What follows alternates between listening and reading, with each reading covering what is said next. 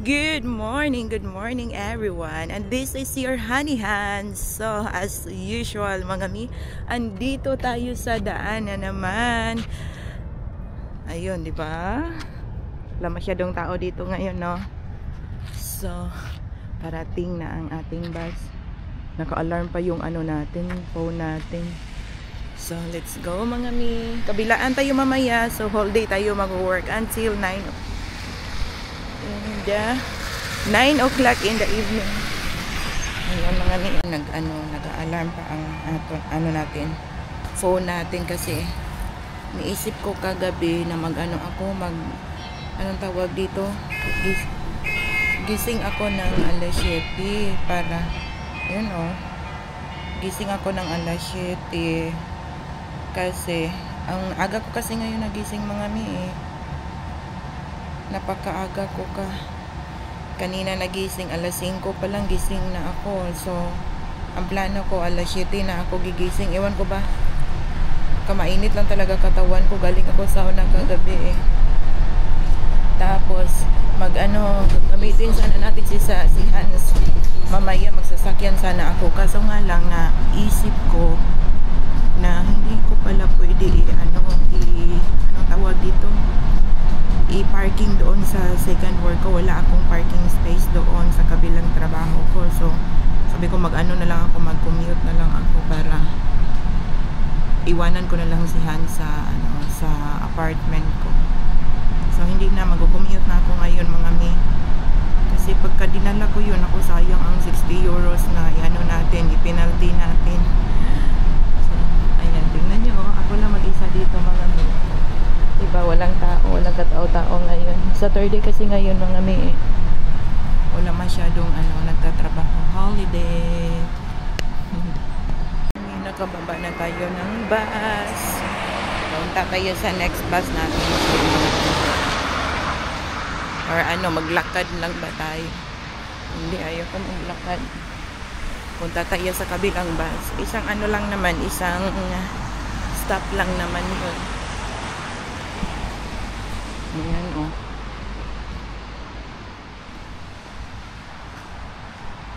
dito lang tayo mag-antay mga mi. Ay nako, kung alam ko lang na maglakad pala ako ng 8 minutes, sana naglakad na lang ako kanina. One stop lang naman, akala ko doon yun sa malapit sa trabaho ko. Ang lamig pa naman ngayon. Ay, grabe ka, lamig mga mi. Ayan, walang tao Ayan, anong oras na ba ngayon? Alas 7:42 na mga mi. So, pauwi na muna tayo dito. Sana naglakad na lang ako kanina pa. Uy, ang lamig. Grabe ang lamig. Maulan man dito ngayon. Tingnan nyo, mag-aalas 8 na ng umaga dito. Napakadilim pa rin.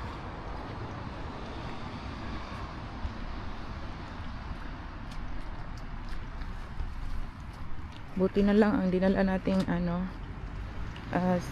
sweater para mamayang gabi sa work natin medyo makapal siya.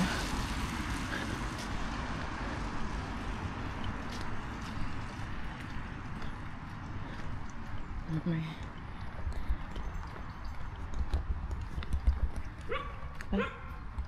kala ko diyan lang naman ang work ko mga mi. Papasok lang tayo doon sa kabilang street.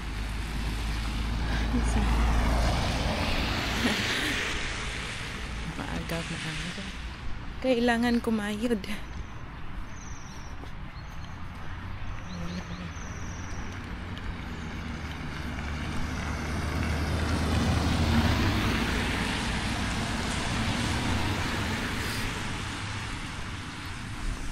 Sanay na tayo sa lakaran.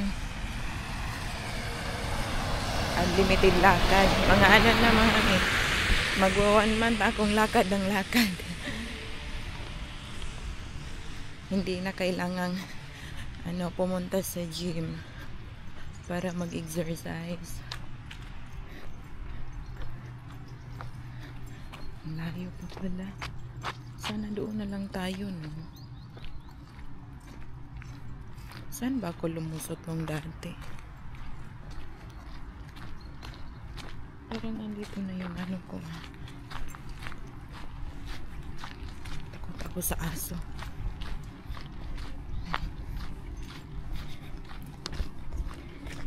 Yan, dito na tayo mga mi.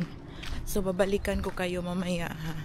Mamayang hapon na pagkatapos ng shift natin. Or hindi ko na lang kayo isasama doon sa work ko. Bawal doon mga mi. Yung tapos na ang shift natin. Kakatapos lang natin dito sa kabilang work natin. So 7 hours lang yun. Tapos punta na tayo sa kabila. Dito na tayo dadaan, oh. Ayan, buti na lang hindi mo ulan ngayon. Nako. Ayan, dumidilim na. Dumilim na dito mga mi, oh. Alas 3 pa lang ng hapon. Sakay tayo ng metro galing dito papunta doon sa kabilang work natin. Isang sakayan lang naman, tapos lakad tayo dito. Lakarin natin mga 12 minutes. Pero ayos lang, sanay naman tayo sa lakad-lakad eh. O, diba? Ganda dito, no? Kita niya? Ayan. Naiwan ako ng kasama ko. Ang lakas ang bilis maglakad ng ang kasama ko. Doon na siya, oh. Ano to? Parang helicopter, ah. Anong tawag dito? Ay, laruan pala ng mga bata. May maliit ito na park mga mi. Ayan.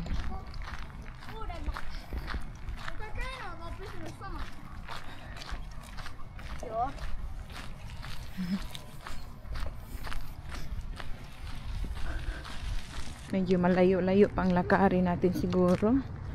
Ayan, oh.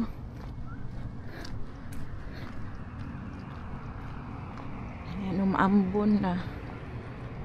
Winter na talaga dito. Yun, nakalabas na tayo sa sa train station. Hindi na ako nakapag-video kanina mga may kasi nga ang daming tao. Ayan, no, first time ko dito, oh. Ganda, no. Diretso na lang ako sa work. Wala sana akong plano na mag-work ngayon. Oh.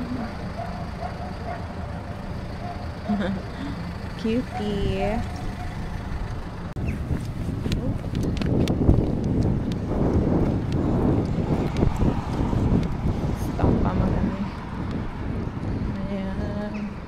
Nandito tayo sa in front ng Scandic. Go na pala. Ayan, malapit-lapit na tayo sa work natin. I-chat na lang natin yung kasama natin. Sana andun na siya. Ito nga pala ang view ko ngayon. Ayan.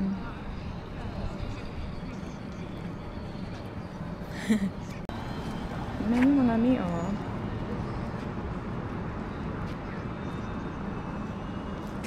Hindi pa go. Yan, may tram naman dito. Hindi mahirap dito ang ang sakayan. Hata ni may kapahali. Saan kaya yung Biboan, no? Doon siguro. Tingnan natin. Hello, I'm back. So, andito ako sa sasakyan. Ngayon, inaantay ko yung kasama ko. Andun, oh. May pasyente siya doon. Inaantay ko siya. Galing din ako sa pasyente ko. Tapos, mabilisan lang yan. Matapos siguro kami ngayon may isa na lang ang pasyente namin na kulang. Siguro, maaga kami matapos ngayon. Ewan ko. Isauli pa niya yung sasakyan doon sa namin. Sa company namin. Pasok na tayo dito mga mi. Ayan.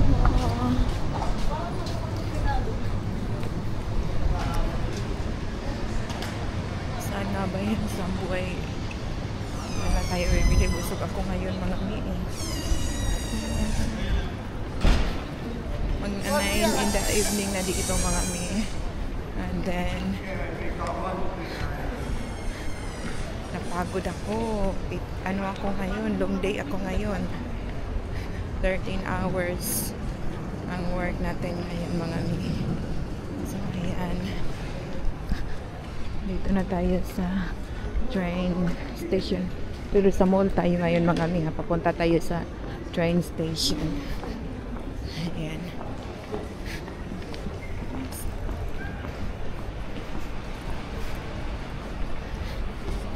Daming candies.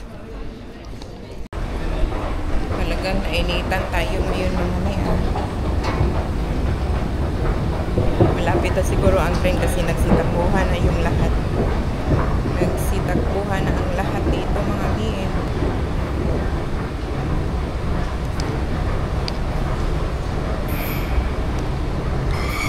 Hello everyone, I'm home. Ay nako. Finally home na tayo mga mi. Grabe na puyat ako mga mi. Layo nang na ano ko ngayon. Layo nang nilakad ko today. Ay, kumusta na ba kayong lahat dyan? Ano tayo ngayon? Mag-shower tayo ngayon. Oh. Pero okay lang. Sabi nga ni sino bang sabi nga ni Mami ni Mami Abing na okay lang na mapagod basta may trabaho, di ba? Kasi mahirap pagka wala kang trabaho talaga. Uy, nawala man yung ano ko. Saan na nga yun? Ito. Ito lang pala.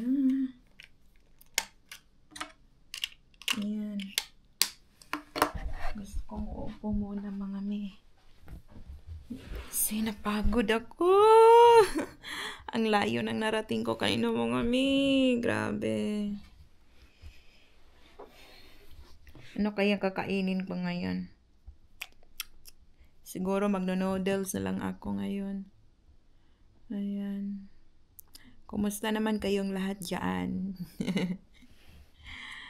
Ay, naku, gusto kong matulog na muna. Pero napakaano ko. Gusto kong muna. Gusto kong maligo muna bago ako matulog. Init ang katawan ko. I'll see you later, mga mi. Mga mi, meron pala tayong crinkles galing sa ka-workmate ko. Nag-ano kasi siya, yung asawa niya nagtitinda ng ng mga ganito. Ito. Ang sarap kaya nito mga mi. Tingnan niyo, ipakita ko sa inyo. Na-try ko.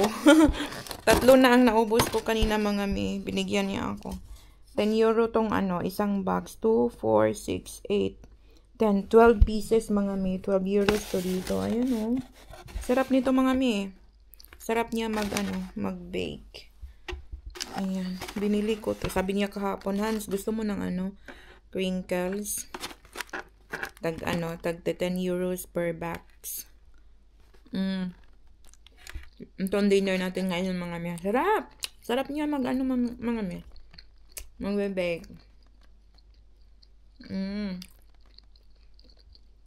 Nakalimutan ko. Nang i-open ko na yung bago, nakita ko to.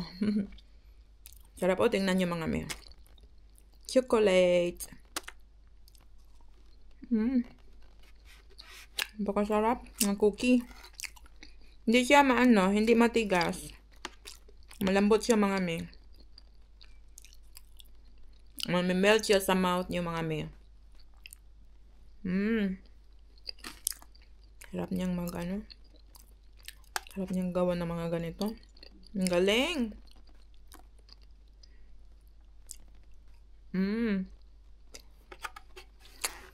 Ordered from my colleague.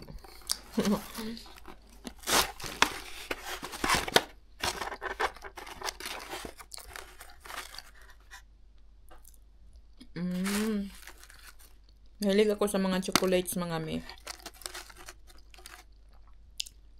Ito siya para siyang dark chocolate. Yung lasa niya ba parang dark chocolate. Ang sarap.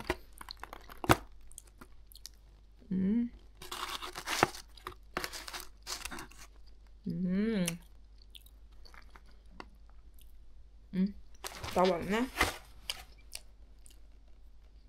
Baka tumaba tayo lalo. Sarap.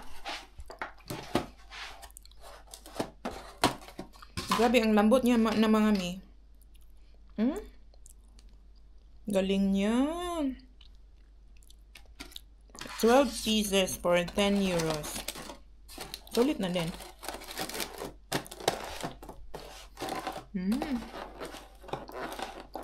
Galing niya mag-bake.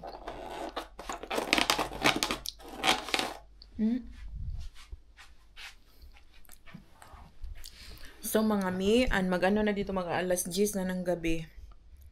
Then, ayun. Magpahinga na tayo mga mi. Maligo muna ako mga mi. So, mag-i-end na tayo ng ating vlog for today. And this is your Honey Hands. I'll see you the next time. Bye! Punong-puno ng, may itim yung ipin natin mga mi. Kasi kumakain tayo ng crinkles. I'll see you the next time. Bye, everyone!